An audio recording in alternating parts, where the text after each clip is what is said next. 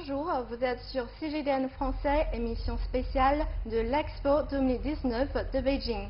Je me trouve actuellement à l'exposition horticole internationale de Beijing dans l'arrondissement de Yanqing qui se situe au nord-ouest de la capitale chinoise. S'étendant sur 503 hectares et comprenant des espaces, jardins et pavillons de divers pays, l'expo a pour thème Vivre vert, vivre mieux.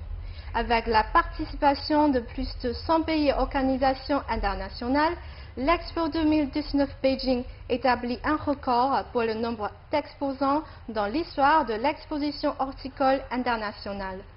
Pour en parler, j'accueille sur le plateau Jessica Chen, journaliste de CGDN Français, et M. Alain Berger, commissaire général du pavillon français à l'Expo de Beijing. Bonjour Jessica, bonjour M. Berger. Bonjour. Et Jessica, vous êtes notre reporter sur place pour l'exposition de Beijing et vous avez participé à l'ouverture de la première journée de cet événement. Alors, quelle est votre première impression? Oui, tout à fait. Nous étions à l'ouverture au public de l'expo hier et malgré une météo qui n'était pas tout à fait clémente, nous avons pu constater qu'il y avait déjà énormément de visiteurs. Alors, le parc est immense, il fait 503 hectares, donc lorsqu'on se promène en fait dans les allées de l'expo, on ne s'en rend pas forcément compte, mais lorsque nous étions au pavillon de la Chine, par exemple, nous avons pu voir que les visiteurs étaient très nombreux, il y avait déjà une file d'attente, et on peut voir qu'ils étaient tous très enthousiastes, en tout cas, à l'idée de visiter cette expo. Je ne sais pas si vous avez pu déjà y faire un tour, Monsieur Berger? J'ai commencé avec beaucoup de plaisir, mais le site est effectivement très grand et il y a beaucoup de choses à voir. Donc j'ai devant moi le temps pour pouvoir visiter l'ensemble des pavillons et l'ensemble du site. Alors, est-ce que, Jessica, vous avez rencontré les visiteurs sur place hier et est-ce que vous avez échangé votre point de vue pour l'ouverture d'hier? Oui, tout à fait. Alors, j'ai rencontré des visiteurs qui, la plupart, viennent de l'arrondissement même de Yanqing ou de Beijing. J'en ai rencontré quelques-uns aussi qui venaient d'un peu plus loin, de Guangdong par exemple. Mais je pense qu'ils vont arriver en nombre à partir de demain puisque c'est la fête du travail et que ce sont des congés nationaux en Chine. Et est-ce que vous avez déjà un pavillon préféré parmi tous ces espaces et jardins? Alors, pas encore, parce que je n'ai pas eu le temps, comme Monsieur Berger, de faire le tour. C'est tellement grand ici, mais c'est vraiment très bien présenté. C'est une balade très agréable au sein de l'exposition. Et en tout cas, j'ai hâte de découvrir le reste de l'expo. D'accord. Et parmi tous ces jardins ou pavillons, justement, il y a un pavillon de la France. Donc, Monsieur Alain Berger, vous êtes commissaire général du pavillon français ici à l'Expo de Beijing.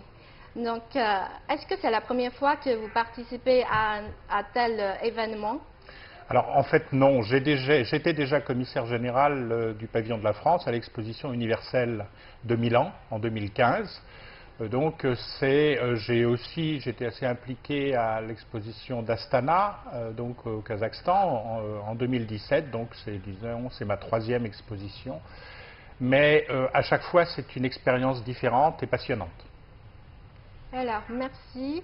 Et la deuxième question pour vous, c'est est-ce que vous avez déjà visité un peu ce parc et est-ce que vous pouvez nous partager un peu avec nous les activités et les événements où on peut voir dans ces 161 jours à venir?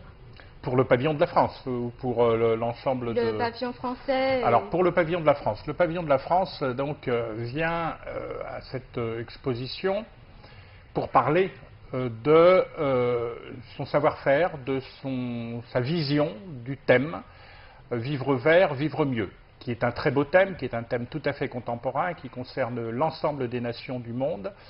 Et c'est un sujet qui, pour nous, est important. Nous avions organisé la COP 21 en 2015 à Paris sur les problèmes de transition écologique et de lutte contre le réchauffement climatique. Et cette exposition de Pékin vient totalement à propos pour pouvoir mettre en scène les savoir-faire de chaque nation, la vision de chaque nation sur ce thème qui est essentiel pour la survie même de notre planète.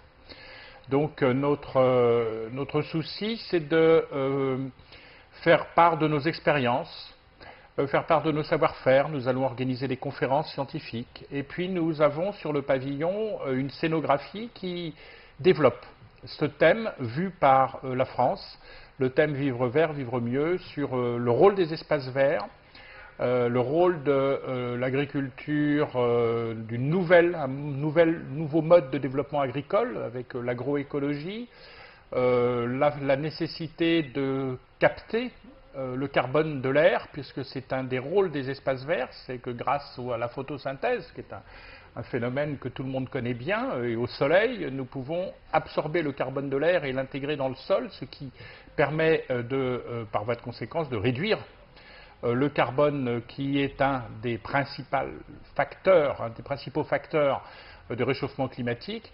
Donc le pavillon présente les différentes expériences et les différentes facettes du sujet. Merci. Et comme vous savez, cette année marque le 55e anniversaire des relations diplomatiques entre la France et la Chine.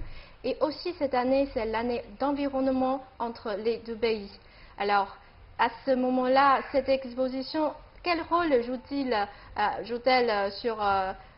en matière de la coopération entre les deux pays par rapport à l'environnement et la lutte pour l'écologie, selon vous? Alors, en fait, cette question du réchauffement climatique est une question mondiale. Et j'ai coutume de dire que ce sujet n'a pas de frontières, par principe. Nous sommes tous concernés. Donc tout ce qui pourrait être fait dans les coopérations bilatérales ou multilatérales pour lutter contre ce réchauffement climatique, pour limiter nos émissions de gaz à effet de serre et pour renforcer notre capacité d'absorption, comme je le disais tout à l'heure, d'absorption du carbone est essentiel. Nous avons déjà un partenariat franco-chinois développé, notamment je parlais de cette expérience de 4 pour 1000, où si on absorbe 4 pour 1000 du carbone de l'atmosphère et on l'intègre dans le sol, c'est l'équivalent en fait des émissions de carbone de l'ensemble des activités humaines sur la planète. Donc ces espaces verts ont un rôle essentiel et il y a un partenariat entre la France et la Chine sur cette démarche. Et nous attendons à la fois de cette exposition, du 50e anniversaire des relations franco-chinoises, de l'année de l'environnement, un renforcement de notre coopération, car la Chine a aussi à nous apprendre. Nous avons, nous, un savoir-faire. La Chine a aussi une appréhension du problème. C'est un très très grand pays avec de très très grands espaces, et notamment de très grands espaces verts. Et donc, comme je le disais, c'est un sujet tellement essentiel, tellement important pour notre planète que tout ce qui pourra être fait pour avancer en matière de coopération internationale, d'échanges à la fois scientifiques, de comportement aussi, des modifications de comportement individuel, parce que le comportement du citoyen est essentiel. Si chaque citoyen du monde change ses comportements, nous participerons à la lutte contre le réchauffement climatique. Donc je sais que le gouvernement chinois a engagé des démarches en ce sens. Nous avons en France engagé des démarches en ce sens. Donc échangeons nos expériences, échangeons nos savoir-faire. Nous avons tous la même route à faire ensemble, parce que c'est un défi qui s'impose à nous tous. D'accord. Merci beaucoup pour votre point de vue, de partager avec nous toutes ces informations sur l'environnement, sur l'Expo horticole internationale de Beijing. Donc, je vous remercie Jessica Chen et Monsieur Alain Berger.